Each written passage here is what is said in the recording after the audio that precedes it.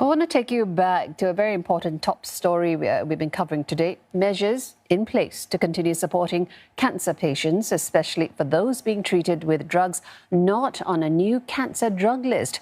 For more on how the list impacts cancer treatment, we have Associate Professor Ravindran Kanesvaran joining us. Now, he is the chairperson of the Cancer Treatment Fund Committee.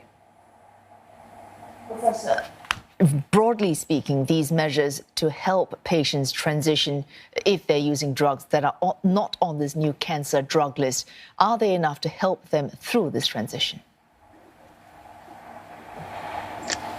Thank you for having me here.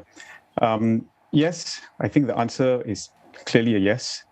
Just a while ago, Minister Ong had announced that Ministry of Health have come up with a plan to help patients who are currently on therapies that may not be on the CDL list or may have a reduction in terms of MediShield Life coverage, will continue to get the same amount of coverage, and as such, they will continue those therapies that have been effective for them.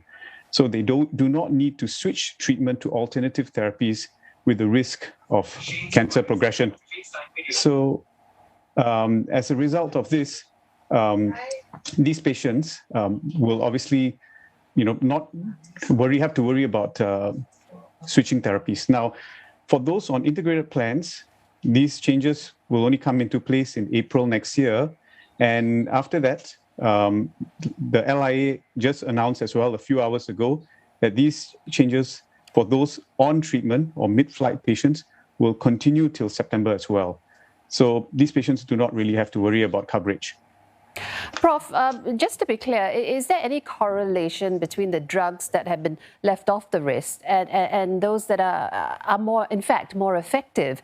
And if so, could this not mean that the broad majority of people now losing access to such treatment, meaning only a small majority can afford it, the rich?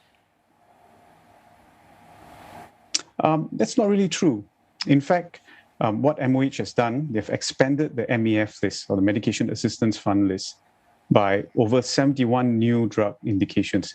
This means many patients who could not afford some of these novel therapies in the past are now able to afford these therapies.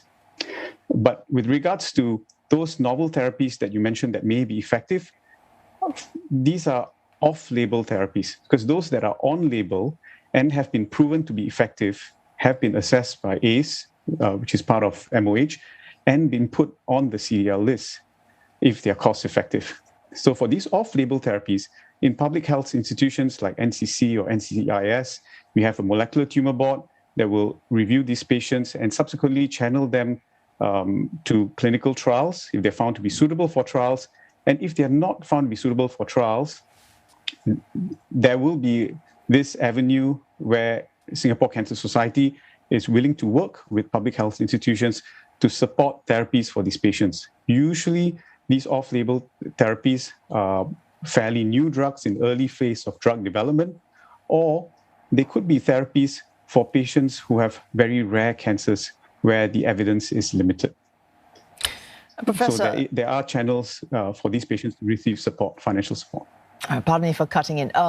You answered my first question saying that in your assessment, you believe these measures are sufficient. But patients, I am sure, still have some concerns, and I take it that your organization is making a real point to speak to them to get their points of concerns. What have they raised that you think at this point are pain points that do need to be tackled, if not now, then perhaps in the future? You're absolutely right. So SCS is obviously, listening to our patients via patient advocates and patients themselves. And because these changes have just been implemented yesterday, it's still too early to see what these pain points are going to be and where the gaps may be. Now, with regards to some of their concerns, I think with a lot of information coming out via Ministry of Health, there'll be pamphlets coming out educating patients and their families alike about these changes, and also SCS coming up with various educational programs in conjunction with Ministry as well. I think a lot of these concerns will be addressed. So I feel we just have to wait it out collect that information and address them as we, find those cracks or patients who may fall between these cracks, who may not get the support that they need. All right. I appreciate your time, Associate Professor Ravindran Kanesvaran. He is the chairperson of the Cancer Treatment Fund Committee.